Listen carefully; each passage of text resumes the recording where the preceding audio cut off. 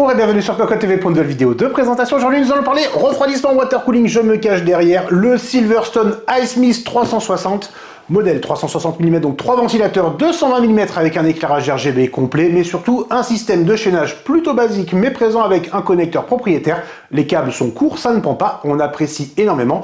Le tarif est d'environ 150-155 € et surtout le petit plus, je me recache derrière, on le voit, le style est sobre et en fait le top de la pompe se retire pour mettre ceci à la place.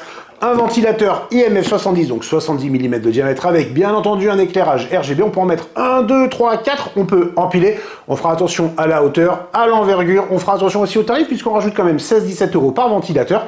Et tout simplement, ça va permettre, puisqu'ils sont positionnables, de refroidir SSD, VRM, mémoire ou tout ce qu'il y aura autour du socket. Mais tout de suite, on découvre ça juste derrière pour voir comment ça fonctionne.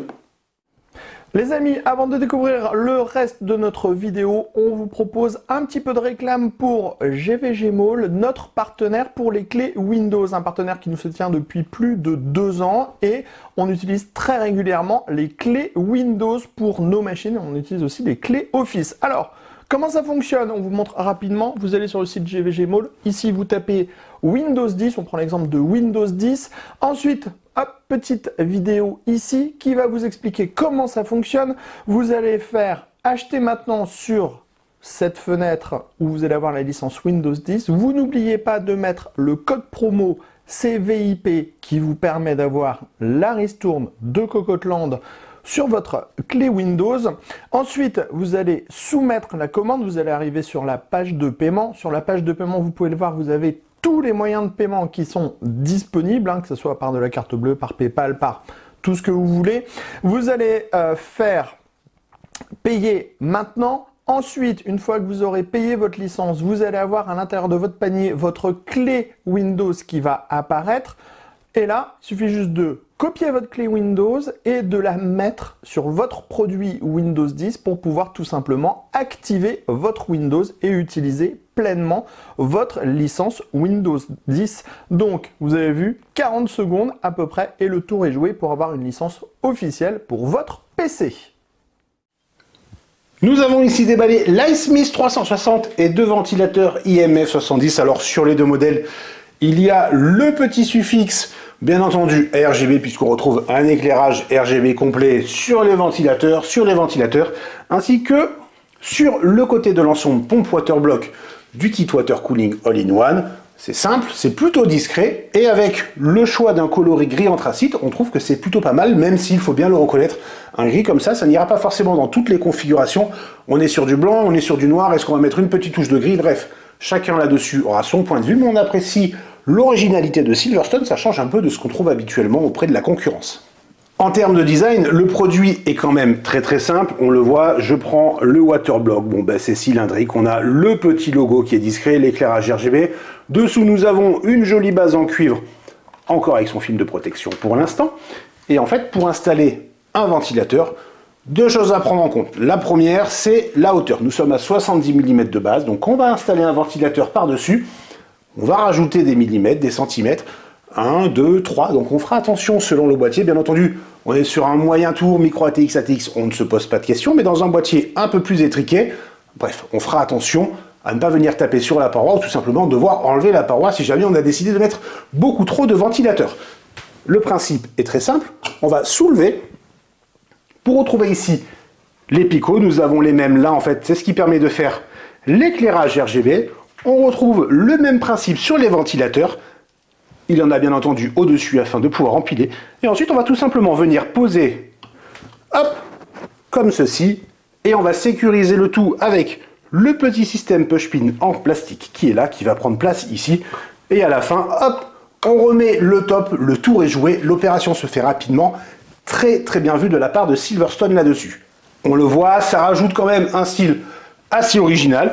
Donc ça prend de la place en hauteur, mais ça prend aussi de la place, on va dire, en largeur, en diamètre, peu importe. Et l'ensemble va pivoter 320 degrés à partir de ce point. En fait, toute la partie avec les tuyaux ici ne sera jamais recouverte par les ventilateurs, peu importe ce qu'on veut faire, à moins de le démonter et de tout casser. Au niveau du style, donc, c'est pas mal.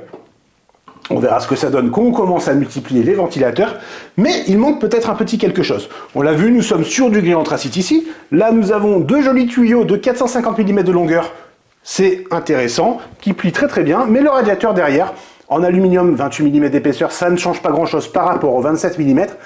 Et bien, finalement, il est peut-être un peu trop simple. Alors, ça va avec le style épuré qu'on retrouve sur le top ainsi que sur le carénage, mais peut-être un petit logo Silverstone. Bon, on est vraiment sur du détail, c'est pour chipoter, parce que ce qui compte, c'est que la finition, malgré l'utilisation massive de plastique ici, est bonne. Silverstone a fait un très très gros travail sur ce point. On apprécie encore une fois. Pour le tarif, ça rend vraiment bien. Un petit point maintenant sur les ventilateurs.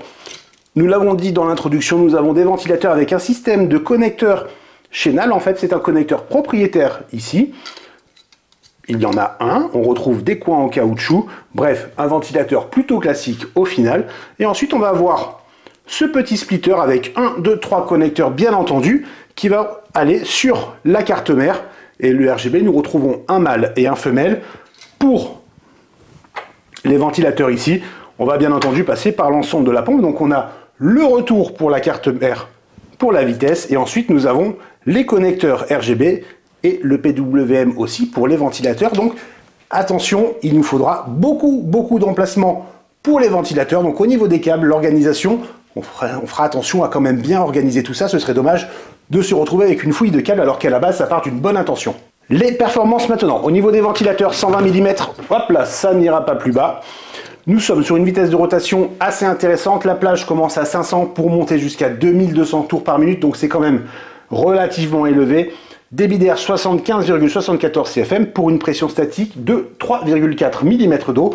Bien entendu, sur ce ventilateur de 70 mm, ce sera moindre. La vitesse de rotation va aller de 500 à 2800 tours par minute. 2800 pour du 70, c'est pas non plus énorme. Débit d'air 17,2 CFM pour une pression statique de 2 mm d'eau.